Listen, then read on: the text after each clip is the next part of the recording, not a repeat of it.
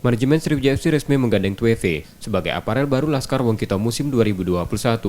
Dari kerjasama itu, manajemen Sriwijaya FC mendapatkan pasokan perlengkapan latihan dan pertandingan. Durasi kontrak Sriwijaya FC dan aparel barunya akan selama 1 musim. Manajemen Sriwijaya FC mengakui musim ini ada 4 aparel yang mengajukan penawaran, namun manajemen memilih Tweve karena merupakan produk lokal tanah air serta memiliki penawaran yang lebih baik dari 4 aparel lain. Menariknya pertama memang dari jumlah nilai yang ditawarkan. Yang kedua memang ini salah satu pertimbangannya adalah Tweve ini milik Wong Sumsel ya.